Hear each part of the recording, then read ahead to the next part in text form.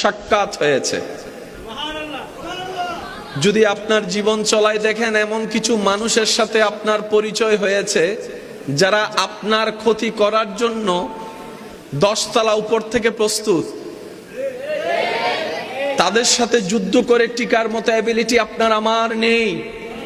তাদের টাকার আধিক্যতা অনেক বেশি, তাদের জনবলের আধিক্যতা অনেক বেশি, তাদের শক্তি সামর্থ্য অনেক বেশি। আপনার সেই জায়গায় তাদের তুলনায় কিছু নেই। মন ছোট করার দরকার নেই। আপনি শুধু 2টা কাজ করুন, রবের হুকুমের দিকে তাকিয়ে ধৈর্য ধরে বসে থাকুন আর শুকরিয়া রবের দরবারে করতেই থাকুন, করতেই থাকুন। রবের দরবারে শুকরিয়া, রবের দরবারে শুকরিয়া আদায় করতে থাকুন। লা ইন শাকারতুম লা আযীদান্নাকুম, আপনার জন্য হয়ে যাবে ইন্নাল্লাহা মা'আস সাবিরিন, আপনার জন্য হয়ে যাবে। সুবহান।